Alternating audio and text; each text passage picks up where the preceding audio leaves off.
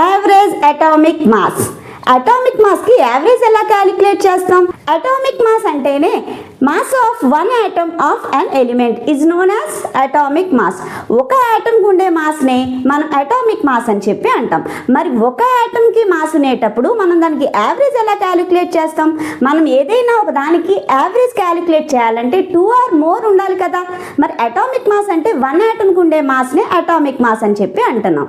మరి ఒకటే ఉంటే మనం దానికి యావరేజ్ ఎలా క్యాలిక్యులేట్ చేస్తాం? యావరేజ్ అటామిక్ మాస్ వల్ల మనకు వచ్చే యూజెస్ ఏంటి? ఇలాంటి ఎన్నో ఇంట్రెస్టింగ్ విషయాల గురించి ఈరోజు వీడియోలో డిస్కస్ చేద్దాం. Hello everyone, welcome to my channel Bhagyaraj chemistry academy, chemistry made simple. Before క్లాస్లో అసలు అటామిక్ మాస్ అంటే ఏంటి, అటామిక్ మాస్ని ఏ విధంగా మెజర్ చేస్తారు అని చెప్పాను. ఒకవేళ ఎవరైనా చూడకపోయి ఉంటే చూడండి. ఎందుకంటే మనకి మాస్ అనగానే కిలోగ్రామ్స్లో కానీ గ్రామ్స్లో కానీ మెజర్ చేస్తాం. కానీ ఇక్కడ అటామిక్ మాస్ని మాత్రం గ్రామ్స్లో కానీ కిలోగ్రామ్స్లో కానీ మెజర్ చేయకుండా యూతోనే ఎందుకు మెజర్ చేశామని చెప్పి ఎక్స్ప్లెయిన్ చేశాను. ఒకవేళ ఎవరైనా వీడియో కనుక చూడకపోయి ఉంటే తప్పకుండా చూడండి. సో వీడియో నచ్చితే లైక్ చేసి ఛానల్ని సబ్స్క్రైబ్ చేయండి. మీరు చేసే ఒక చిన్న లైక్ ఎంతోమంది స్టూడెంట్స్ దగ్గరికి ఈ వీడియోని తీసుకువెళ్తుంది. సో ఇంకా లేట్ చేయకుండా క్లాస్లోకి వెళ్ళిపోదాం. What is meant by average atomic mass? Yes, మనం బిఫోర్ చెప్పుకున్నట్టే అటామిక్ మాస్ అంటే ఏమనుకున్నామమ్మా? Mass of the atom of an element is known as atomic mass. ఏదైనా ఎలిమెంట్ యొక్క ఆటమ్కి ఉండే మాస్నే మనం ఏమని చెప్పుకున్నామమ్మా? అటామిక్ మాస్ అని చెప్పి అనుకున్నాం. మరి అటామిక్ మాస్ అంటేనే వన్ ఆటమ్కి ఉండేదాన్ని అని చెప్పి ప్రీవియస్ క్లాస్లో చెప్పుకున్నాం. అంటే హైడ్రోజన్ కానీ, కార్బన్ కానీ, నైట్రోజన్ కానీ, సోడియం కానీ, కాల్షియం కానీ ఏదైనా సింగిల్ ఎలిమెంట్ యొక్క ఆటమ్స్కి మనం అటామిక్ మాస్ ఉంటుంది అని చెప్పి డిస్కస్ చేసుకున్నాం. మరి ఒక ఆటమ్కి అటామిక్ మాస్ ఉండేటప్పుడు మనం యావరేజ్ అటామిక్ మాస్ని ఎలా క్యాలిక్యులేట్ చేస్తాము? మనం ఎప్పుడు కూడా క్యాలిక్యులేషన్స్లో యావరేజ్ క్యాలిక్యులేట్ చేయాలంటే ఖచ్చితంగా 2 or more సబ్స్టెన్సెస్ అనేవి ఉండాలి కదమ్మా. 2 or more ఉంటేనే మనం దానికి యావరేజ్ అనేది క్యాలిక్యులేట్ చేయగలం. మరి ఓన్లీ వన్ ఆటమ్కి ఉండే మాస్ని అటామిక్ మాస్ అంటున్నాం. మరి యావరేజ్ అటామిక్ మాస్ని ఎలా క్యాలిక్యులేట్ చేస్తాం? Why? Because most elements exist as isotopes. చాలా వరకు కూడా ఆటమ్స్ అనేవి ఐసోటోప్స్ ఫామ్లో ఎగ్జిస్ట్ అయి ఉంటాయి. ఏ విధంగా ఎగ్జిస్ట్ అయి ఉంటాయమ్మా? ఏ విధంగా ఎగ్జిస్ట్ అయి ఉంటాయమ్మా? ఐసోటోప్స్ ఫామ్లో ఎగ్జిస్ట్ అయి ఉంటాయి. సో ఆటమ్స్ అనేవి ఐసోటోప్స్ ఫామ్లో ఎగ్జిస్ట్ అవ్వడం వలన ఆ ఆటమ్ యొక్క ఐసోటోప్స్కే మనం యావరేజ్ అటామిక్ మాస్ అనేది క్యాలిక్యులేట్ చేస్తాం. So what is main by isotopes? Isotopes are the atoms of same element that have same atomic number but different mass number is known as isotopes. So ఏదైనా element కి same atomic mass ఉండి different mass number కనుక ఉంటే వాటినే isotopes అని చెప్పి అన్నాం. So atomic number ని దేంతో ఇండికేట్ చేస్తామమ్మా? Z తో ఇండికేట్ చేస్తాం. So atomic number Z is nothing but number of protons. ఈజీగా గుర్తుపెట్టుకోండి అమ్మ. సో అటామిక్ నెంబర్ అంటే మనకి ఓన్లీ నంబర్ ఆఫ్ ప్రోటాన్స్ మాత్రమే ఉంటాయి. బట్ మాస్ నెంబర్ వచ్చేటప్పటికి it is indicated with capital A. Number of protons plus neutrons. Very good. So number of protons and న్యూట్రాన్స్ని కలిపి మనం అటామిక్ మాస్ నెంబర్ అని చెప్పి అంటాం. సో మనకి ఏదైనా ఎలిమెంట్కి సేమ్ అటామిక్ నెంబర్ ఉండి మాస్ నెంబర్లో కనుక డిఫరెన్సెస్ వస్తే వాటిని మనం ఏమన్నామమ్మా? ఐసోటోప్స్ అని చెప్పి అన్నాం. For example we can take hydrogen అనేది ఐసోటోప్స్కి ఎగ్జాంపుల్ అనుకుందాం. సో హైడ్రోజన్ అనే ఎలిమెంట్కి అటామిక్ నెంబర్ ఎప్పుడు ఎలా ఉండాలమ్మా? సేమ్ ఉండాలి. కానీ మాస్ నెంబర్ ఏమవ్వాలమ్మా? చేంజ్ అవుతూ ఉండాలి. Very good. ప్రోటియం అని చెప్పి అంటాం. So hydrogen atomic number 1, mass number 1. అదే డ్యూటేరియంలో ఇదే హైడ్రోజన్ మనకి డ్యూటేరియంగా కూడా ఫామ్ అవుతుందమ్మా. సేమ్ అటామిక్ నెంబర్ 1 ఉంటుంది, కానీ మాస్ నెంబర్ ఎంత ఉంటుందమ్మా? 2 ఉంటుంది. అదేవిధంగా ట్రిటియం హైడ్రోజన్ అటామిక్ నెంబర్ 1 ఉంటుంది, కానీ మాస్ నెంబర్ 3 ఉంటుంది. సో ఇక్కడ కనుక మనం అబ్జర్వ్ చేస్తే సేమ్ అటామిక్ నెంబర్ ఉంది, but they are differ in the mass number. So మనకి అటామిక్ నెంబర్ అంటే ఏమనుకున్నామమ్మా, ఓన్లీ నెంబర్ ఆఫ్ ప్రోటాన్స్ ఎప్పుడూ కూడా ఒకటే ఉంటుంది. సో అన్నిటిలో కూడా ప్రోటియం తీసుకున్నా, డ్యూటేరియం తీసుకున్నా, ట్రిటియం తీసుకున్నా అన్నిటిలో కూడా ప్రోటాన్ యొక్క నెంబర్ ఎలా ఉంటుందమ్మా, నెంబర్ ఆఫ్ ప్రోటాన్స్ ఎలా ఉంటుందమ్మా, సేమ్ ఉంటుంది. సో అన్ని చోట్ల కూడా 1 ప్రోటానే ఉంటుంది. But they are differ in their mass number. So mass నెంబర్లో ఇక్కడ ఒక ప్రోటాన్ ఉంది, ప్రోటాన్ అనేది 1 మాత్రమే ఉంది. న్యూట్రాన్స్ ఎన్ని ఉన్నాయమ్మా, ఏమీ లేవు. So 0 neutrons.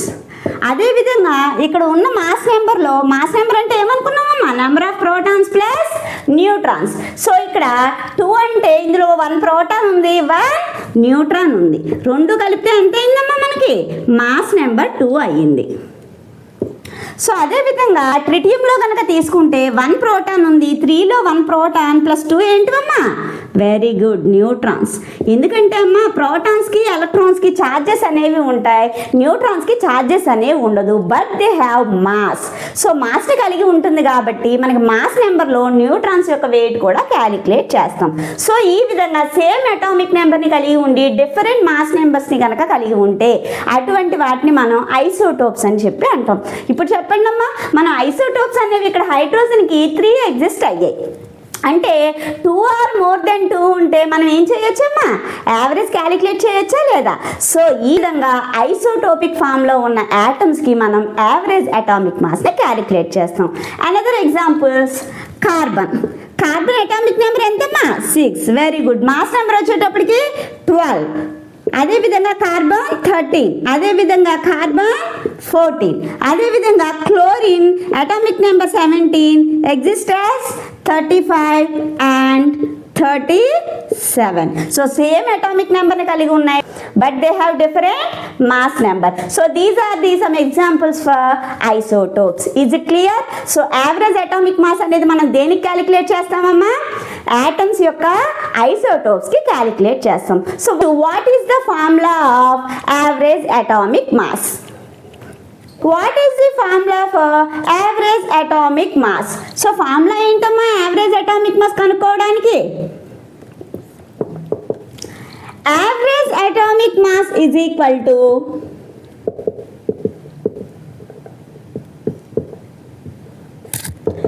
Summation of isotopic mass of an atom into fractional abundance.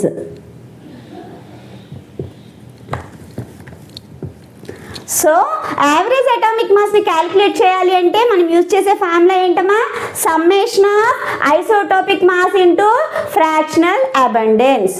So మనం ఏవైతే ఐసోటోప్స్ ఉన్నాయో వాటి మాస్ ఎంత ఉంది ఇంటూ మనకి వచ్చిన ఫ్రాక్షనల్ అబండెన్స్ ఎంత, ఆ రెండింటిని మల్టిప్లై చేసి మొత్తం సమ్మేషన్ చేస్తే అంటే యాడ్ చేస్తే వచ్చే దాన్ని మనం యావరేజ్ అటామిక్ మాస్ అన్నాం. ఇప్పుడు ఐసోటోపిక్ మాస్ అంటే మనకు తెలుస్తుంది, మరి ఫ్రాక్షనల్ అబండెన్స్ని ఏ విధంగా క్యాలిక్యులేట్ చేస్తాము? ఫర్ ఎగ్జాంపుల్ ఐసోటోప్స్కి ఒక ఎగ్జాంపుల్ తీసుకుందామమ్మా. ఐసోటోప్స్కి ఎగ్జాంపుల్స్ ఏంటమ్మా, ఫర్ ఎగ్జాంపుల్ క్లోరిన్ తీసుకుందాం.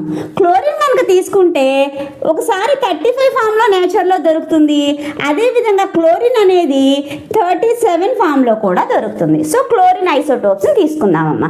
దీనికి మనం యావరేజ్ అటామిక్ మాస్ని క్యాలిక్యులేట్ చేయాలనుకోండి, ఐసోటోపిక్ మాస్ ఎంత ఉందో మనకు తెలుసు. ఒక ఐసోటోపిక్ మాస్, ఒక క్లోరిన్ ఐసోటోప్కి ఏమో 35 ఉంటే ఇంకొక దానికేమో 37 ఉంది.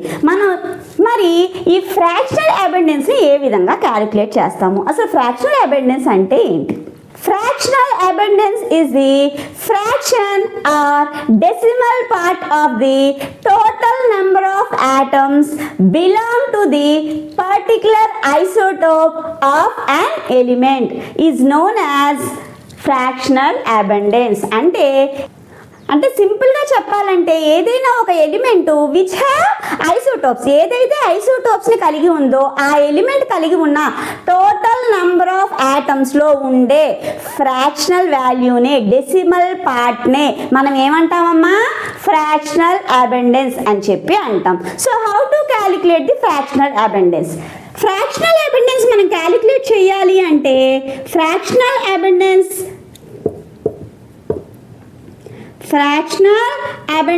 is equal to percentage abundance divided by 100. So ఏంటమ్మా, మనం ఫ్రాక్షనల్ అబెండెన్స్ రావాలి అంటే percentage abundance divided by 100. So percentage abundance అంటే nothing but how much percentage of the isotope will occur in nature. So మనకి జనరల్గా నేచర్లో ఆ ఐసోటోపిక్ ఫాము ఎంత పర్సంటేజ్లో మనకి దొరుకుతుంది అనే దాన్ని మనం పర్సంటేజ్ అబెండెన్స్ అంటామమ్మా. ఫర్ ఎగ్జాంపుల్ క్లోరిన్ తీసుకున్నాం కదా ఎగ్జాంపుల్, క్లోరిన్ 35 క్లోరిన్ 37 రెండు ఉన్నాయి కదమ్మా. దీంట్లో క్లోరిన్ 35 వచ్చేటప్పటికి 75% అంబడెన్స్. సో మనకి నేచర్లో క్లోరిన్ 35 ఫామ్లో 75% వరకు దొరుకుతుంది. రిమైనింగ్ 25% ఏ ఫామ్ అమ్మా, క్లోరిన్ 37 అనేది 25% అబెండెన్స్ కలిగి ఉంటుంది. క్లోరిన్ 35 ఫామ్లో ఏమో 75 దొరికితే క్లోరిన్ 37 ఫామ్లో మాత్రం మనకి 25% వరకు అవైలబుల్ ఉంటుందమ్మా. సో ఇక్కడ పర్సంటేజ్ అబెండెన్స్ అంటే ఏంటి అంటే ఈ 75 డివైడెడ్ బై 100 చేయాలమ్మా. అంటే 75 డివైడెడ్ బై 100 అంటే ఎంతమ్మా, మనం ఆల్రెడీ సైంటిఫిక్ నోటేషన్ క్లాస్లో డిస్కస్ చేసుకున్నాం కదమ్మా. డివైడెడ్ బై 100 అంటే పైకి వెళ్తే ఇంటూ 10⁻². సో ఇంటూ 10⁻² ఉంటే మనకి డెసిమల్ పాయింట్ అనేది ఎట్ సైడ్ జరుగుతుందమ్మా. వెరీ గుడ్, లెఫ్ట్ సైడ్కి మూవ్ అవుతుంది. సో 0.75. అదేవిధంగా క్లోరిన్ 37 ఎంత ఉంటుందమ్మా, 25 డివైడెడ్ బై 100. వెరీ గుడ్, అంటే ఎంత పర్సెంటేజ్ అమ్మా, 0.25. సో ఈ విధంగా మనం ఫ్రాక్షనల్ అబెండెన్స్ని క్యాలిక్యులేట్ చేస్తాము. సో క్లోరిన్ 35కి ఏమో ఫ్రాక్షనల్ అబెండెన్స్ ఎంత వచ్చిందమ్మా, 0.75 వస్తే క్లోరిన్ 37కి 0.25 వస్తుంది. సో సింపుల్గా గుర్తుపెట్టుకోవాలంటే fractional abundance is a fractional value or decimal value. Maximum అమ్మా ఇది 0 to 1 మధ్యలోనే వ్యారీ అవుతుందమ్మా. స్ట్రిగా గుర్తుపెట్టుకోవాలంటే it is a fractional value or decimal part of the particular isotope. ఏదైనా ఒక పర్టికులర్ ఐసోటోప్కి ఉండే ఫ్రాక్షనల్ వాల్యూ వెరీ మైన్యూట్గా ఉంటుందమ్మా. 0 to 1 మధ్యలోనే ఉంటుంది మ్యాక్సిమం. సో దీనికి 0.75 ఉంది, క్లోరిన్ 37కి 0.25 ఉంది. ఎందుకంటే ఫ్రాక్షనల్ అబెండెన్స్ అనేది ఎప్పుడూ కూడా 0 to 1 మధ్యలోనే ఉంటుంది. సో ఇప్పుడు మనం average atomic mass of chlorine ఆటమ్ని క్యాలిక్యులేట్ చేద్దామమ్మా. సో యావరేజ్ అటామిక్ మాస్ అనేది దేనికి క్యాలిక్యులేట్ చేస్తున్నాం, వెరీ గుడ్, ఐసోటోప్స్కి క్యాలిక్యులేట్ చేస్తున్నాం. So average atomic mass calculate చేయాలంటే formula summation of isotopic mass into fractional abundance. Fractional అబెండెన్స్ని ఎలా క్యాలిక్యులేట్ చేస్తామమ్మా, ఎంత పర్సెంటేజ్ మనకు దొరుకుతుందో దాన్ని డివైడెడ్ బై 100 చేస్తే మనకి ఫ్రాక్షనల్ అబెండెన్స్ అనేది వస్తుంది. సో ఇప్పుడు సమ్మేషన్ ఆఫ్ అంటే మొత్తం ఏం చేయాలమ్మా, యాడ్ చేయాలి. So atomic mass of chlorine is equal to, so isotopic mass ఎంతమ్మా క్లోరిన్కి 35 ఇంటూ ఎంత పర్సెంటేజ్ దొరుకుతుందమ్మా, అది వెరీ గుడ్ 0.75 ప్లస్ ఎందుకమ్మా సమ్మేషన్ కదా, మొత్తం ఏం చేయాలి, ఐసోటోపిక్ మాస్ని ఫ్రాక్షనల్ అబెండెన్స్ని మల్టిప్లై చేసి అలా ఎన్ని ఐసోటోప్స్కి అయితే వస్తుందో మొత్తాన్ని ఏం చేయాలమ్మా, వెరీ గుడ్ సమ్మేషన్ చేయాలి. సో క్లోరిన్కి ఐసోటోపిక్ మాస్ ఎంతమ్మా 37 ఇంటూ ఫ్రాక్షనల్ అబెండెన్స్ ఎంత వచ్చిందమ్మా, వెరీ గుడ్ 0.25. ఈ సైంటిఫిక్ నోటేషన్స్ చెప్పేటప్పుడు ఏం చెప్పానమ్మా, ఎలా క్యాలిక్యులేట్ చేయాలి, జనరల్గా మల్టిప్లై చేసుకోవడమే. సో 0.75 ఇంటూ 35 చేస్తే ఎంతమ్మా, 5 5 25, 5 7 35, 35 ప్లస్ 2 ఎంతమ్మా, వెరీ గుడ్ 37 ఇంటూ 3 5 ఎంతమ్మా 15, వెరీ గుడ్. సో 3 7 ఎంతమ్మా 21, 21 ప్లస్ 1 ఎంతమ్మా 22, వెరీ గుడ్. క్యాలిక్యులేట్ చేస్తే ఎంతమ్మా సో ఈ వచ్చిన వాల్యూకి ఎన్ని పాయింట్స్ ముందు అయితే డెసిమల్ ఉందో అన్ని పాయింట్స్ ముందు ఏం చేయాలమ్మా, డెసిమల్ పాయింట్ పెట్టుకోవాలి. ఒకవేళ మనం డెసిమల్ పాయింట్తోనే మల్టిప్లై చేస్తే, ఒకవేళ ఫర్ ఎగ్జాంపుల్ దీనికి ముందు కూడా డెసిమల్ ఉందనుకోండి అమ్మా, దీనికి ముందు ఒక 2, దీనికి ముందు 1, సో మొత్తం ఎన్ని డెసిమల్ పాయింట్స్ ముందు పెట్టాలి, 3 పెట్టాలి. ఆ విధంగా. Very good. సో 26.25 వచ్చింది ప్లస్, సో 37 ఇంటూ 0.25 క్యాలిక్యులేట్ చేస్తే ఎంతమ్మా, 7 5 35. Very good. 15 15 ప్లస్ 3 ఎంతమ్మా, 18 ఇంటూ 2 7 14, 2 3 6, 6 ప్లస్ 1 ఎంతమ్మా, 7. Very good. యాడ్ చేస్తే ఎంతమ్మా, 5 12 9. ఎన్ని పాయింట్స్ ముందు డెసిమల్ ఉందమ్మా, 2 పాయింట్స్ ముందు. సో 2 డెసిమల్స్ ముందు పాయింట్, 9.25.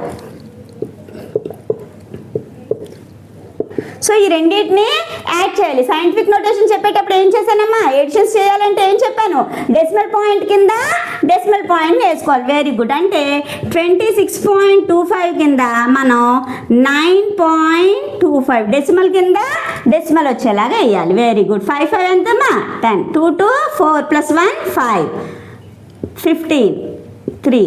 సో మొత్తం ఎంత వచ్చిందమ్మా, డెసిమల్ తర్వాత 0 వాల్యూ లేదు కాబట్టి 35.5. Very good. So 35.5 is the average atomic mass of chlorine.